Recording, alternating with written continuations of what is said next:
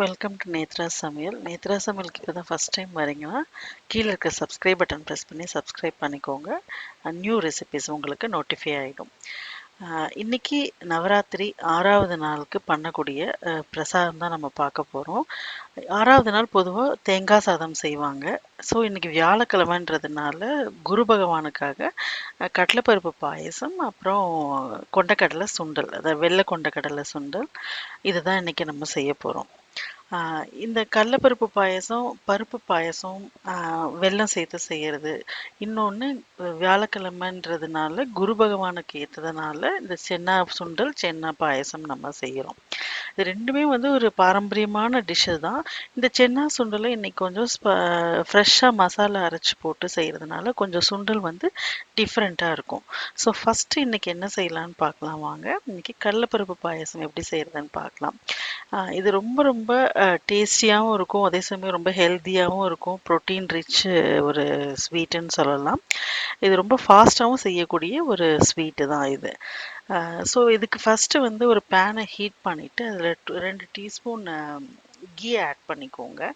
ஏன்னா நம்ம இந்த சென்னா தால், கடலைப்பருப்பு, நட்ஸ் எல்லாமே கீயில் தான் நம்ம ஃப்ரை பண்ண போகிறோம். ஸோ அதனால் ஃபஸ்ட்டு கீ 2 டீஸ்பூன் நல்லா தாராளமாக ஊற்றிட்டு பொடி பொடியாக நறுக்கி வச்சிருக்கிற தேங்காவை சேர்த்து நான் நெய்யிலே வறுக்க போகிறேன். ஸோ இது வந்து ஒவ்வொரு பைட் சாப்பிடும்போது அந்த தேங்காய் வாயில் கடிப்படும்போது ரொம்ப ரொம்ப டேஸ்ட்டாக இருக்கும். அந்த பாயசத்துக்கே ரொம்ப எக்ஸ்ட்ரா டேஸ்ட் கொடுக்கும் இந்த தேங்காய். அதனால் ஸ்கிப் பண்ணாமல் இதை யூஸ் பண்ணுங்கள். வயசானவங்க இது மாதிரி சாப்பிட்றாங்கன்னா துருவன தேங்காய் கூட சேர்க்கலாம்.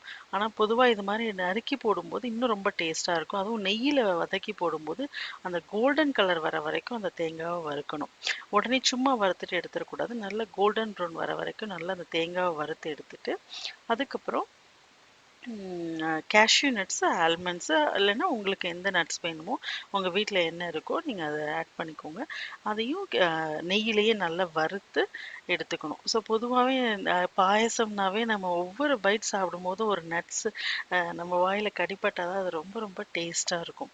அதனால தான் வந்து அதிகமாக வந்து நட்ஸு நம்ம அதில் சேர்க்கறது. இல்லைன்னா வெறும் ஜஸ்ட்டு சுகர் சாப்பிட்ற மாதிரியோ இல்லை சாதாரண இனிப்பு சாப்பிட்ற மாதிரி இருக்கும் நமக்கு.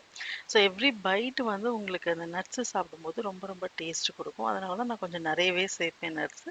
நட்ஸ் ரொம்ப ஹெல்த்தியும் கூட.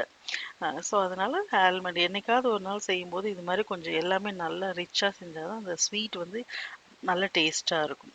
ஸோ அதனால் நான் இன்றைக்கி முந்திரி, பாதாம், அந்த தேங்காய் எல்லாமே நல்லா நெய்யில் வறுத்து எடுத்துக்கிட்டு அதே நெய்யிலேயே வந்து நான் இன்னைக்கு 1/2 கப்பு கடலப்பருப்பு எடுத்து தான் நான் வந்து பாயசம் பண்ண போகிறோம். ஸோ அந்த 1/2 கப்பு கடலப்பருப்புக்கு வந்து நம்ம 1 கப் வந்து வெல்லம் சேர்க்க போகிறோம். ஸோ உடனே கடலப்பருப்பு வந்து பொதுவாக ஊறினா தான் வந்து நமக்கு வேகும், குக் ஆகும். இல்லைன்னா அது கொஞ்சம் குக் ஆகிறதுக்கு டைம் ஆகும். ஸோ அதனால தான் வந்து நம்ம நெய்யில் கொஞ்சம் நேரம் அதை வறுத்துட்டு சேர்க்கும்போது அந்த டெக்ஸ்சரும் மாறாது, அதே சமயம் ஃப்ளேவரும் ரொம்ப நல்லாயிருக்கும். அதுக்காக தான் வந்து கடலப்பருப்பை நெய்யில் வறுக்கணும் அப்படின்னு சொல்கிறோம் நம்ம. இப்போ வந்து நான் 1/2 கப் கடலப்பருப்பு எடுத்திருக்கேன். இது வந்து ஒரு 2 பேர் சாப்பிடலாம். அந்த அளவுக்கு நான் கொஞ்சமான குவான்டிட்டி தான் இன்னைக்கு செய்கிறேன். ஸோ இன்னைக்கு இந்த 1/2 கப் கடலப்பருப்பு எடுத்து கொஞ்சம் நேரம் நெய்யில் நல்லா வறுத்து எடுத்துக்கணும் நம்ம. வறுத்து எடுத்துட்டு அதை குக்கரில் போட்டு ஒரு 2 டம்ளர் தண்ணி ஊற்றி நம்ம குக் பண்ண போகிறோம்.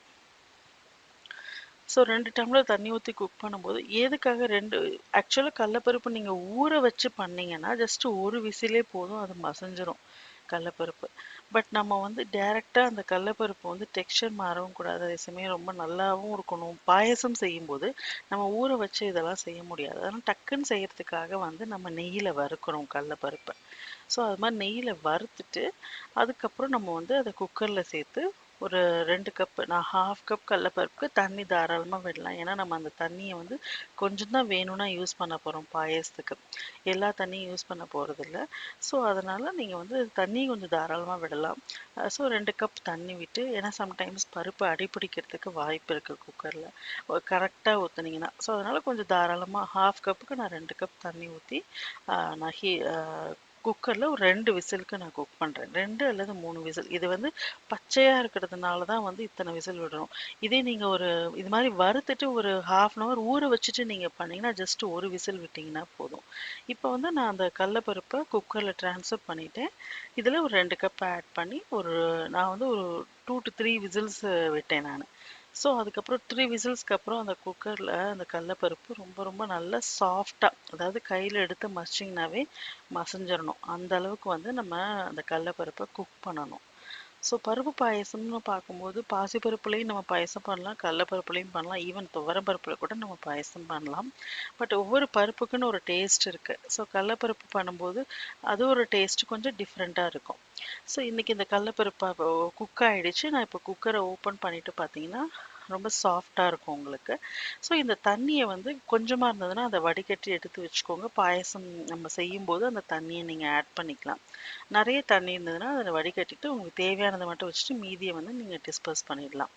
இப்போ இந்த வடிகட்டின அந்த கடலப்பருப்பை ஒரு 3 டேபிள் ஸ்பூன் தனியாக எடுத்து வச்சுக்கிட்டு மீதியை வந்து மிக்சியில் ஒரு பல்ஸ்க்கு நீங்கள் வந்து அரைச்சிக்கணும். அதாவது ஒன்றும் பாதியுமாக அரைச்சிக்கணும். ரொம்ப நைஸாக பண்ணக்கூடாது. உங்கள்கிட்ட மற்ற இது மாதிரி மேஷர் இருந்ததுன்னா கையிலேயே நீங்கள் மசிச்சுக்கலாம். ஏன்னா அது ஆல்ரெடி குக்கரில் குக் ஆனதுனால ஈஸியாக மசிஞ்சிரும். ஸோ ஜஸ்ட் 1 or 2 பல்ஸ் விட்டுட்டு எடுத்துங்க. இப்போ வந்து ஜாகரி சிரப் நம்ம மேக் பண்ண போகிறோம்.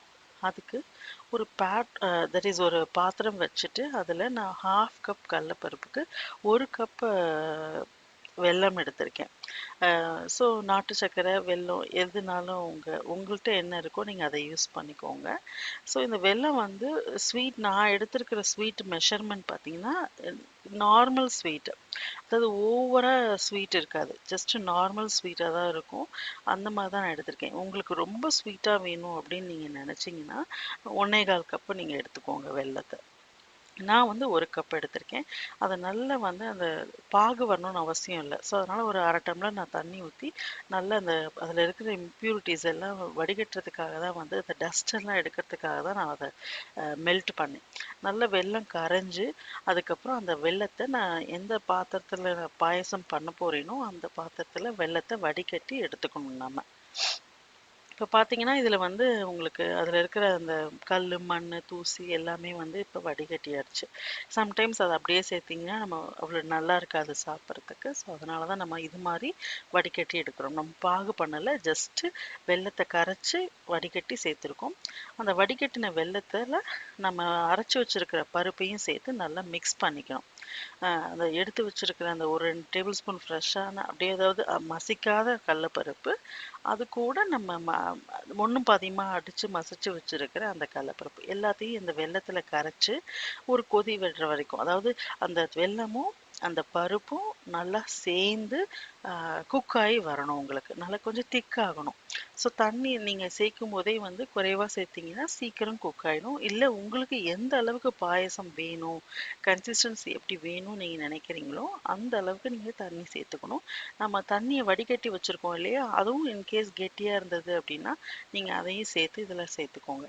அந்த பருப்பை சேர்த்தோடனே கொஞ்சம் கட்டி கட்டியாக இருக்கும், நம்ம மிக்சியில் அடித்ததுனால அதை வந்து நம்ம வடிகட்டி எடுத்து வச்சுருக்க அந்த தண்ணியிலே நீங்கள் கரைச்சிட்டு சேர்த்துக்கோங்க. இப்போ ஒரு கொதி வந்துருச்சு, பருப்பும் வெல்லமும் நல்லா சேர்ந்துருச்சு, நல்லா குக் ஆகிடுச்சு, நல்லா திக்கும் ஆகிடுச்சு. அதனால் இந்த டைம் நான் வந்து ஒரு 1/2 கப் கோகோனட் மில்க் சேர்க்குறேன். கோகோனட் மில்க் சேர்க்கும்போது நீங்கள் எப்போவுமே சிம்மில் வச்சுக்கணும். ஃப்ளேமை வந்து கண்டிப்பாக சிம்மில் வச்சுக்கிட்டு கோகோனட் மில்க் சேர்க்கணும். அதே மாதிரி தேங்காய் பால் சேர்த்ததுக்கப்புறம் நீங்கள் வந்து ரொம்ப நேரம் கொதிக்க விடக்கூடாது. கோகோனட் மில்க் சேர்த்த உடனே ஜஸ்ட் அது ஒரு பாயில் வந்த உடனேயே நீங்கள் ஆஃப் பண்ணிடணும். இல்லைனா அந்த ஒரு பாயில் கூட தேவையில்லை. அந்த கோகோனட் மில்க் ஹீட்டை பார்க்கறதுக்காக தான் வந்து அந்த ஒரு செகண்ட் ஒரு 2-3 மினிட்ஸ் நம்ம ஹீட் பண்ண சொல்கிறோம். பண்ணிவிட்டு உடனே ஆஃப் பண்ணிவிடுங்க. நம்ம வறுத்து வச்சுருக்கிற அந்த தேங்காய், முந்திரி, பாதாம் அதை எடுத்து சேர்த்துக்கோங்க. அவ்வளோதான், கடலப்பருப்பு பாயசம் வந்து ரெடி ஆகிடுச்சு. ஃபஸ்ட்டு பார்க்கும்போது அது கொஞ்சம் வாட்டரியாக இருக்கிற மாதிரி தான் உங்களுக்கு இருக்கும். ஏன்னா அது சூடாக இருக்கும்போது பருப்பு வந்து உங்களுக்கு இலகி இருக்கும். அந்த வெல்லமும் இலகி இருக்கும். அதனால உங்களுக்கு தண்ணி இருக்கிற மாதிரி தெரியும். பட் ஒன்ஸ் அது கூல் டவுன் ஆனோடனே பார்த்தீங்கன்னா, நல்லா திக்காயிடும். அந்த பருப்பு வந்து ஒரு கெட்டித்தன்மை குடுக்கும். உங்களுக்கு பாயாசம் வந்து கரெக்டான கன்சிஸ்டன்சி இருக்கும் சாப்பிடுறதுக்கு. ஸோ அவ்வளோதாங்க. கடலப்பருப்பு பாயாசம் ரொம்ப ஈஸியாவும், டேஸ்ட்டாவும் செய்றது எப்படின்னு இன்னைக்கு பார்த்தாச்சு. இத வந்து இன்னைக்கு வியாழக்கிழமை குரு பகவானுக்கும், ப்ளஸ் அம்பாளுக்கு நெய்வேத்தியம் செஞ்சு சாமி கும்பிடுங்க. சாதாரண நாட்கள்லையும் இதை நீங்கள் வந்து ஒரு ஸ்நாக்ஸாவோ இல்லை நீங்கள் சும்மா நம்ம ஏதாவது ஒரு ஸ்வீட் சாப்பிடணும் போல இருக்கு அப்படின்னு நீங்கள் நினச்சிங்கன்னா இந்த கடலப்பருப்பு பாயாசத்தை செஞ்சு கண்டிப்பாக சாப்பிடுங்க. கண்டிப்பாக நல்லாயிருக்கும். இந்த ரெசிபி உங்களுக்கு பிடிச்சிருந்ததுன்னா கீழே இருக்கிற கமெண்ட் செக்ஷனில் உங்கள் கமெண்ட்ஸை சொல்லுங்கள். அப்படியே ஒரு லைக் பட்டன் ப்ரெஸ் பண்ணுங்கள். இது வரைக்கும் சேனல் சப்ஸ்கிரைப் பண்ணாதவங்க சப்ஸ்கிரைப் பண்ணிக்கோங்க. எவ்வளோ அழகாக இருக்கு பாருங்க. அந்த நட்ஸ் எவ்ரி பைட்டு நீங்கள் சாப்பிடும்போதும் அந்த நட்ஸ் வந்து உங்கள் வாயில் மாட்டும் போது அவ்வளோ டேஸ்ட்டாக இருக்கும். அந்த தேங்காய், அந்த முந்திரி, பாதாம் எல்லாமே வந்து உங்களுக்கு ரொம்ப ஒரு நல்ல டேஸ்ட்டு கொடுக்கும். நெக்ஸ்ட் இன்னைக்கு என்ன பார்க்க போகிறோம் அப்படின்னா கொண்டக்கடலை சுண்டல். வெள்ளை கொண்டக்கடலை, காபுலி சென்னான்னு சொல்லுவாங்க. ஸோ அதுக்கு வந்து அந்த சுண்டலுக்கு வந்து பொதுவாகவே நார்மலாக நம்ம பாயில் பண்ணி அப்படியே தாளித்து கொட்டி எடுத்தாவே ஒரு சுண்டல் ரெடி ஆகிடும். இன்றைக்கி ஒரு டிஃப்ரெண்ட்டான ஒரு பொடி இதில் செஞ்சு போட போகிறோம். ஸோ அந்த பொடி செஞ்சு போடும்போது உங்களுக்கு இன்னும் டேஸ்ட் கொடுக்கும். ஸோ அதுக்கு நான் ஒரு கப்பு சென்னா தால் எடுத்து முன்னாடி நாள் நைட்டே ஓவர் நைட் நான் சோக் பண்ணி வச்சுருக்கேன். கொண்டக்கடலையை பொறுத்த வரைக்கும் நீங்கள் மினிமம் 8 ஹவர்ஸ் சோக் பண்ணணும். இப்போ அதில் வந்து அது நல்லா வாஷ் பண்ணிவிட்டு அதில் தண்ணி ஊற்றி நல்லா தட் இஸ் ஊற விட்டுருங்க. ஓவர் நைட் ஊற விட்டுருங்க. அடுத்த நாள் அதை குக் பண்ணிக்கணும். நம்ம ஒரு 4 இல்லது ஒரு 5 விசிலுக்கு அதை நல்லா வாஷ் பண்ணிவிட்டு குக்கரில் போட்டு ஒரு 5 விசிலுக்கு வந்து நீங்கள் குக் பண்ணணும். உப்பு வந்து ஒரு 1/2 ஸ்பூன் உப்பு போட்டு குக் பண்ணிக்கோங்க. அதுக்கப்புறம் வடிகட்டி எடுத்து வச்சுக்கணும். அந்த தண்ணி தேவையில்லை. இப்போ அதுக்கு தேவையான பொடி என்னென்னா ஒரு பேனை ஹீட் பண்ணிவிட்டு அதில் 1 டேபிள் ஸ்பூன் தனியாத்தூள். நான் சொல்கிறது குறைவான குவான்டிட்டிக்கு நீங்கள் எவ்வளோ பண்ணுறீங்களோ உங்களுக்கு பொடி இன்னும் நல்ல காரமாக வேணும்னா அதுக்கேற்ற மாதிரி சேர்த்துக்கோங்க. 1 டேபிள் ஸ்பூன் தனியாத்தூள், 1 டேபிள் ஸ்பூன் உளுத்தம்பருப்பு, 1 டேபிள் ஸ்பூன் கடலப்பருப்பு, 1 டேபிள் ஸ்பூன் துவரம் பருப்பு.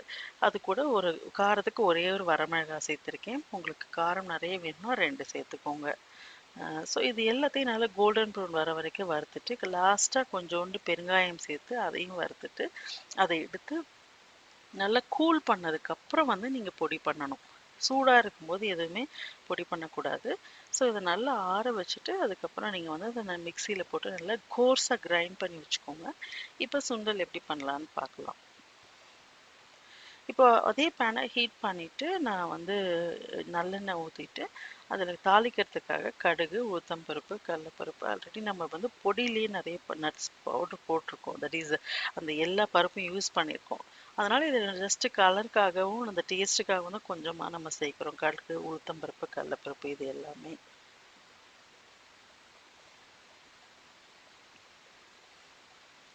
கருவேப்பிலை, வரமிளகாய் இது எல்லாமே போட்டு பெருங்காயம் ஆல்ரெடி நம்ம வந்து பொடி வறுக்கும் போதே போட்டுட்டோம். அதனால் திருப்பியும் உங்களுக்கு இன்னும் கொஞ்சம் வேணும்னா நீங்கள் ஆட் பண்ணிக்கோங்க. இப்போ நான் அந்த வேக வச்சு வடிகட்டின அந்த கொண்டக்கடலையை இப்போ நான் சேர்த்துருக்கேன். நல்லா ஞாபகம் வச்சுக்கோங்க, முன்னாடி நாளே ஊற வச்சுக்கணும். இல்லைனா மினிமம் ஒரு 5 to 6 ஹவர்ஸாவது அது ஊறினதுக்கப்புறம் குக்கரில் சேர்த்து நீங்கள் அதை நல்லா வேக வச்சு எடுத்துக்கணும். ஒரு குறைந்தது 4 இல்லைனா 5 விசிலுக்கு. இப்போ அந்த வேக வச்ச கொண்டக்கடலையை சேர்த்ததுக்கப்புறம் நம்ம பொடி பண்ணி வச்சுருக்க அந்த பொடியையும் இதில் சேர்த்துக்கோங்க. தேவையான அளவு சால்ட்டையும் சேர்த்துக்கோங்க. எல்லாம் சேர்த்துட்டு நல்லா ரொம்ப நேரம் மிக்ஸ் பண்ண அவசியம் இல்லை. அந்த பொடி ஆல்ரெடி ரோஸ்ட் பண்ணியாச்சு. ஜஸ்ட்டு ஒரு அந்த பிளண்ட் ஆகிறதுக்காக தான் வந்து நம்ம அதை மிக்ஸ் பண்ணுறோம்.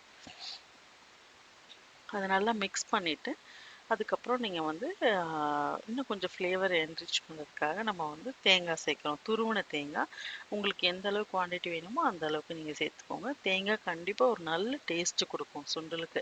அதனால தான் நம்ம வந்து எல்லா சுண்டல்லையுமே கடைசியாக தேங்காய் சேர்க்கறதுக்கு காரணம் வந்து அதுதான். அந்த சுண்டல்னாவே சும்மா சாதாரண பருப்பு சாப்பிட்டா அவ்வளோ நல்லா இருக்காது. ஸோ அதுக்கு பதில் கூடவே இந்த மாதிரி தாளிப்பு செஞ்சு அதுக்கு ஒரு தேங்காயும் போட்டு சாப்பிடும்போது எக்ஸ்ட்ராவாக ஒரு பொடியும் சேர்த்து செய்யும்போது ரொம்பவே நல்லா இருக்கும். அதனால கண்டிப்பா இந்த கொண்டக்கடலை சுண்டலையும் செஞ்சு இந்த சுண்டல் உங்களுக்கு பிடிச்சிருந்ததுன்னா கண்டிப்பா கீழே இருக்க கமெண்ட் செக்ஷன்ல கமெண்ட் பண்ணுங்க. உங்க ஃப்ரெண்ட்ஸ் எல்லாருக்கும் இந்த வீடியோவை ஷேர் பண்ணுங்க. இது வரைக்கும் சேனலை சப்ஸ்கிரைப் பண்ணலன்னா கண்டிப்பாக சப்ஸ்கிரைப் பண்ணிக்கோங்க. அதே மாதிரி இந்த சுண்டல் செஞ்சுட்டு ரொம்ப நேரம் அதே பேன்லேயே வைக்காதீங்க. ஏன்னா அந்த தேங்காய் அந்த பவுடர் எல்லாமே ஓவர் குக் ஆகிடும். அதை உடனே ஒரு பவுலுக்கு ட்ரான்ஸ்ஃபர் பண்ணிவிடுங்க. ஸ்பைசி சென்னா சுண்டல், கொண்டக்கடலை சுண்டல் தயாராகிடுச்சு. நெக்ஸ்ட் இன்னைக்கு என்ன ரெசிபி பார்க்க போகிறோம்னு பார்த்தீங்கன்னா தேங்காய் சாதம். தேங்காய் சாதம் ஆல்ரெடி நான் இதுவும் அதே மாதிரி தான், இன்னும் கொஞ்சம் கொஞ்சம் சேஞ்ச் பண்ணியிருப்பேன். அவ்வளோதான், ரொம்ப ஒன்றும் பெரிய டிஃப்ரென்ஸ் கிடையாது. பட் ஒரு சில இன்க்ரீடியன்ஸ் நம்ம அதில் ஆட் பண்ணிக்க மாட்டோம், சில இதில் ஆட் பண்ணுவோம். அவ்வளோதான் நம்ம இதில் பெரிய டிஃப்ரென்ஸ் பார்த்தீங்கன்னா. ஸோ தேங்காய் சாதம் பண்ணுறதுக்கு ஒரு பேனை ஹீட் பண்ணிவிட்டு அதில் க சாரி தேங்காய் எண்ணெய் தான் சேர்க்கணும். தேங்காய் சாதத்துக்கு எப்போவுமே தேங்காய் எண்ணெயில் செஞ்சால் தான் ரொம்ப ரொம்ப டேஸ்ட்டாக இருக்கும். ஸோ கோகோனட் ஆயில் ஆட் பண்ணிவிட்டு அதில் தாளிக்கிறதுக்கு கடுகு, உளுத்தம்பருப்பு, கடலப்பருப்பு, வரமிளகாய், காரத்துக்கு பச்சை மிளகாய், சிவப்பு மிளகாய் ரெண்டுமே நான் ஆட் பண்ணியிருக்கேன். பெருங்காயம், கருவேப்பிலை, அவ்வளோதான். இது எல்லாமே சேர்த்து நல்லா அந்த அந்த கடுகு, உளுத்தம்பருப்பு எல்லாமே வெடிக்கணும், கடுகு வெடிக்கணும். அது மாதிரி எல்லாமே ப்ராப்பராக பண்ணதுக்கப்புறம் நீங்கள் நம்ம ரோஸ்டட் பீனட்ஸு இதையும் சேர்த்துக்கணும். நமக்கு என்ன நட்ஸ் தேவையோ அதை சேர்த்துக்கோங்க. நான் இன்னைக்கு ரோஸ்டட் பீனட்ஸும் கேஷ்யூவும் சேர்த்துருக்கேன். ஸோ இது சேர்த்து நல்லா வதங்கினதுக்கப்புறம் நீங்கள் ஒரு ஹாஃப் மூடி துருவின தேங்காய் இருக்கும் இல்லையா, ஃப்ரெஷ்ஷு துருவின தேங்காய் தான் ரொம்ப ரொம்ப நல்லாயிருக்கும் தேங்காய் சாதத்துக்கு எப்போவுமே. ஸோ ஃப்ரெஷ்ஷாக துருவின தேங்காய் ஒரு அரை மூடி எடுத்து நான் இப்போ சேர்த்துருக்கேன். அந்த எண்ணெயிலேயே அந்த தேங்காய் குக் ஆகும்போது அந்த தேங்காயில் இருக்கிற அந்த ஃப்ளேவர் அந்த எண்ணெயிலையும் மிக்ஸ் ஆகி ரொம்ப நல்லா இருக்கும். ஆக்சுவலாக போட்ட உடனேயே நம்ம ரைஸ் சேர்க்கக்கூடாது. ஏன்னா அந்த தேங்காய் கெட்டு போகக்கூடாதுன்றது ஒரு ரீசன். அடுத்தது அந்த தேங்காய் அந்த எண்ணெயில் குக் ஆகும்போது தான் அந்த ஜூஸ் அந்த எண்ணெயில் இறங்கி அந்த சாதம் ஃபுல்லாக அது ரொம்ப டேஸ்டியாக இருக்கும். அதுக்காக தான் அந்த தேங்காவை எண்ணெயில் போட்டு ஒரு 2-3 மினிட்ஸ் சாட்டே பண்ணிவிட்டு அதுக்கப்புறம் நம்ம ரைஸ் சேர்க்குறோம். ஸோ இப்போ தேங்காயில் அந்த தேங்காய் எண்ணெயும் அந்த தேங்காயும் சேர்ந்து நல்லா பிளெண்ட் ஆகி உங்களுக்கு பார்க்கும்போதே தெரியும். அந்த ஆயில் எவ்வளோ பப்ளியாக இருக்குன்னு பார்த்தாவே தெரியும். இப்போ நல்லா அது குக் ஆயிடுச்சு. இந்த டைம் நீங்கள் ஆல்ரெடி குக் பண்ணி ஆற வச்சிருக்கிற விதையாக வடித்து வச்சிருக்கிற உதிரியாக இருக்கிற அந்த ரைஸை எடுத்து நீங்கள் ஆட் பண்ணிவிட்டு மிக்ஸ் பண்ணிக்கணும். ஸோ இதில் நம்ம எப்போவுமே ஆற வச்சோன்னாவே ரைஸ் எல்லாம் இறுகி கட்டி கட்டியாக ஆகிடும். ஸோ எந்த கட்டியும் இல்லாமல் நல்லா ஈவனாக மிக்ஸ் பண்ணி விடுங்க. மிக்ஸ் பண்ணி விடும்போது எவ்வளோ சால்ட் தேவையோ அதை உங்களுக்கு ஏற்ற மாதிரி சால்ட்டை ஆட் பண்ணிக்கோங்க. சால்ட் ஆட் பண்ணிவிட்டு நல்லா மிக்ஸ் பண்ணிவிட்டு ஒரு 1 or 2 மினிட்ஸ் நீங்கள் கவர் பண்ணி அதை அந்த சிம்லேயே வச்சுருந்தீங்கன்னா இன்னும் ஃப்ளேவர் நல்லாயிருக்கும். அந்த தேங்காய் சாதம் பண்ணும்போது கொஞ்சம் சீக்கிரம் கெட்டு போயிடும். அது கெட்டு போகக்கூடாதுன்றதுக்காக தான் ரொம்ப நேரம் நம்ம அந்த எண்ணெயில் வதக்குறோம். அவ்வளோதான், தேங்காய் சாதம் ரெடி ஆயிடுச்சு. ரொம்ப நட்டியான ஒரு தேங்காய் சாதம். ஒவ்வொரு பைட்லேயும் பார்த்தீங்கன்னா கடுகு, உளுத்தம்பருப்பு, அந்த பீனட்டு, அந்த கேஷ்யூ நட் எல்லாமே சேர்ந்து சாப்பிடும்போது அந்த தேங்காய் சாதம் ரொம்ப ரொம்ப அருமையாக இருக்குங்க. கண்டிப்பாக ட்ரை பண்ணி பாருங்கள். இந்த நவராத்திரி 6வது நாள் செய்யக்கூடிய பிரசாதங்கள் அன்னைக்கு மட்டும்தான் செய்யணும். இது ஒரு ஐடியாவுக்கு தான் நான் சொல்லியிருக்கேன், என்னென்ன ரெசிபி என்னென்னைக்கு செய்கிறதுன்னு. உங்களுக்கு விருப்பம்னா நீங்கள் எந்த ரெசிபி என்னைக்கு வேணால் செய்யலாம். கண்டிப்பாக செஞ்சு பாருங்கள். இந்த வீடியோ பிடிச்சிருந்ததுன்னா லைக் பண்ணுங்கள், ஷேர் பண்ணுங்கள், சப்ஸ்கிரைப் பண்ணுங்கள். தேங்க்ஸ் ஃபார் வாட்சிங். பாய்.